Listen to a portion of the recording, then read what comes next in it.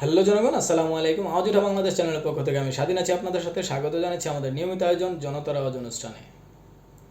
আজকের দিনে আমরা একটি সংবাদ উপস্থাপন করব এবং সংবাদটিতে জনগণের মন্তব্য এবং রিয়াকশন দেখার চেষ্টা করব। নিউজ 24-এর 16 তারিখ প্রকাশিত একটি সংবাদ বলছে, বাংলাদেশের মানুষ না খেয়ে থাকতে রাজি, কিন্তু ভোট না দিয়ে থাকতে চায় না। আব্দুল মঈন খান, তিনি বিএনপির একজন পরিচিত মুখ।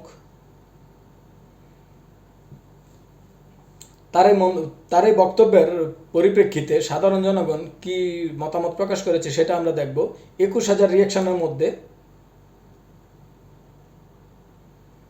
19,000 হাহা রিয়েক্ট, 2,500 লাইক রিয়েক্ট এবং কিছু অ্যাংরি রিয়েক্ট আছে। এখানে দেখা যাচ্ছে যে 21,000-এর মধ্যে 19,000, তার মানে মোর দেন 90%, 95% তাদের এই মন্তব্যের বিপক্ষেই মানুষ তার মতামত প্রকাশ করেছে। আমরা কিছু মন্তব্য দেখে নেওয়ার চেষ্টা করব। মুন ক্যালিগ্রাফি, তিনি লিখেছেন, কে যে এক্সপায়ার মাল সাপ্লাই দেয়। তিনি বলতে চাচ্ছেন তিনি এই মন্তব্য যিনি করেছেন তাকে তিনি মাতাল বলতে চাচ্ছেন এবং তাকে কে মাল সাপ্লাই দেয় সেটা জানতে চাচ্ছেন। আব্দুল কাদের লিখেছেন, দেশের মানুষ ভোট নয় ভাত চায়। তিনি বলছেন যে দেশের মানুষ আসলে ভোট নয় ভাত চায়। এমডি ফিরোজ খান লিখেছেন, ডেট এক্সপায়ার্ড, হাহা রিয়েক্ট দিয়েছেন। এখানে তিনি বলতে চাচ্ছেন যে ওই প্রথমের সেই মন্তব্যটাই তিনি ইনডাইরেক্টলি কপি করেছেন। ইরান মিলিটারি লিখেছেন, দেশের মানুষ আপনাদের পতন চায়। এই মন্তব্যটা ইদানিং অনেক বেশি দেখা যায় যে দেশের মানুষ ক্ষমতায় আসার আগেই বিএনপির মতো একটা রাজনৈতিক দলের পতন চাচ্ছে। এটা আসলেই অ্যালার্মিং। ওমর ফারুক লিখেছেন, প্রথমে সংস্কার, পরে প্রয়োজন হলে নির্বাচন। মানুষ চায় শান্তি, দ্রব্যমূল্যের নিয়ন্ত্রণ, যেটা বর্তমান সরকার ভালোভাবে পরিচালনা করছে আলহামদুলিল্লাহ। আপনাদের বিশৃঙ্খলা সৃষ্টি করার কোনো প্রয়োজন নেই। আন্দোলন করেছেন ছাত্র সমাজ, তারা পরবর্তী সিদ্ধান্ত সময় অনুযায়ী গ্রহণ করবে আলহামদুলিল্লাহ। তিনি বলতে চাচ্ছেন যে প্রথমে সংস্কার, তারপরেই একটা নির্বাচনের চিন্তা করতে পারেন, তার আগে আপনারা বিশৃঙ্খলা সৃষ্টি করবেন না। আর যে সাধারণ জনগণ, ছাত্র জনতা, ছাত্রদের পাশাপাশি সকল শ্রেণী পেশার মানুষ যেভাবে আন্দোলনে অংশগ্রহণ করেছিল, তারাই তাদের সিদ্ধান্ত গ্রহণ করবে কখন নির্বাচন দেওয়া যায়। শাহাদাত হোসেন লিখেছেন, জুন মাসের সেরা জোকস। তিনি এটাকে জোকস বলছেন, জোকস অব দ্য মান্থ বলছেন। আব্দুল হান্নান সরকার লিখেছেন, দেশের মানুষ নির্বাচন নয় খেয়ে পরে শান্তিতে বেঁচে থাকতে চায়। তো সিরাজুল লিখেছেন, ওনার কোনো আত্মীয় স্বজন যদি এই পোস্ট দেখে থাকেন, দয়া করে ওনাকে কেউ কমেন্টসগুলো পরে শোনাবেন। তিনি এটাই বলছেন যে কাজটা আমি করছি, যে আপনার মন্তব্য, যে বক্তব্য, সেই বক্তব্যের নিচে যা সাধারণ জনগণ যে মন্তব্য করেছে সেই মন্তব্যগুলো আমরা সামনে আনার চেষ্টা করছি। মুখলেসুর রহমান লিখেছেন, জনাব আপনি অনেক বুদ্ধিমান রাজনীতিবিদ, যেহেতু বয়স হয়েছে তাই এত গান গর্ব কথা না বলে এবং হাসির খোরাক হওয়ার আগেই রাজনীতি থেকে অবসর নেওয়াই ভালো। তিনি বলছেন যে আপনি অনেক বয়স্ক এবং আপনি অনেক সময় হয়ে গেছে, আপনি দীর্ঘ রাজনীতির জীবন, এখন ইতি টানা উচিত এবং আপনাকে রাজনীতি থেকে অবসর নেওয়া উচিত বলে তিনি মনে করছেন। ইসমাইল খান লিখেছেন, মুরব্বীকে ঘরবন্দি করার অনুরোধ রইল। তিনি তাকে ঘরবন্দি করার অনুরোধ রাখছেন। রিয়াদ হোসেন লিখেছেন, পাবনা শুধু আপনারা দখল করে রাখবেন, অন্য কাউকে তো থাকার সুযোগ দিতে পারে। তিনি বলতে চাচ্ছেন যে আপনাদের দলের নেতাকর্মীরা যে ধরনের বক্তব্য করে যাচ্ছেন, আসলে পাবনা পুরোটাই আপনাদের দখলে চলে যাবে, অন্য কাউকে সুযোগ দিবেন না বলেই তিনি মন্তব্য করেছেন।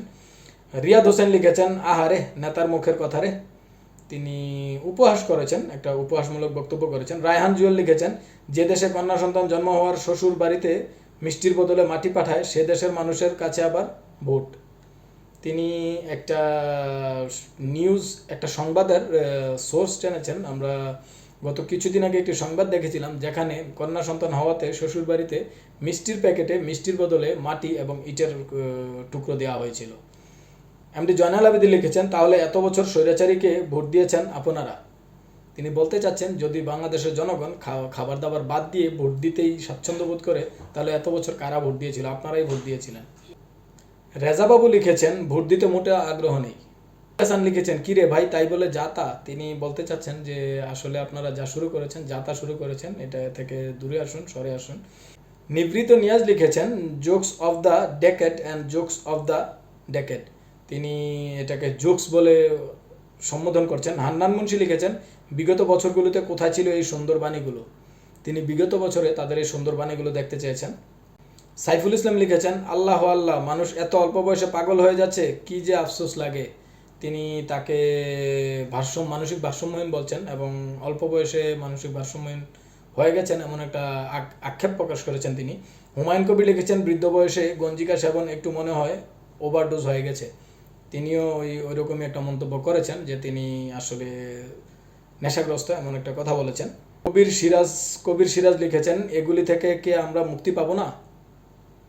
তিনি মুক্তি চাচ্ছেন, এই ধরনের উদ্ভট বক্তব্য থেকে তিনি মুক্তি চাচ্ছেন।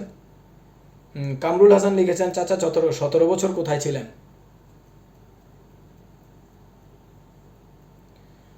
আমরা দেখলাম তার যে বক্তব্যটি সেই বক্তব্যটির বিপক্ষে আসলে পক্ষে আমরা খুব বেশি একটা মন্তব্য পাইনি, পক্ষে মানুষের মতামত পাইনি। এই যে মন্তব্যটি তিনি করেছেন সেই মন্তব্যের বিপক্ষেই সবাই কথা বলেছে এবং বিপক্ষেই আচরণ করেছে। এমন মন্তব্য থেকে আসলেই সরে আসা উচিত। আমরা দেখছি যে ইদানিংকালে বিশেষ করে বিগত সরকারের পতনের পরপরই মাসখানেকের মধ্যেই বাংলাদেশের সবচাইতে বড় রাজনৈতিক দল জাতীয়তাবাদী দল বিএনপি তারা তাদের যে উদ্ভট সব বক্তব্য তারা মিডিয়ার সামনে দিয়ে যাচ্ছেন এবং তারা এই উদ্ভট বক্তব্যের কারণে মানুষের কাছে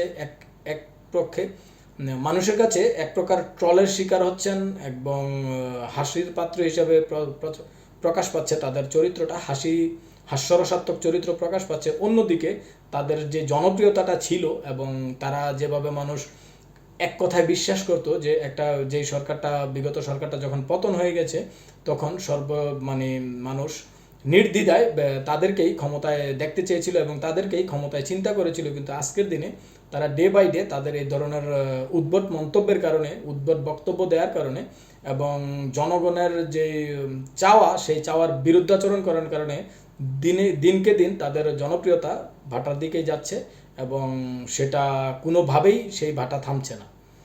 ধন্যবাদ সবাইকে আমাদের পাশে থাকার জন্য। ভালো লাগলে একটা লাইক দিয়ে যাবেন, চ্যানেলটি সাবস্ক্রাইব করে পাশে থাকবেন। ধন্যবাদ। আসসালামু আলাইকুম।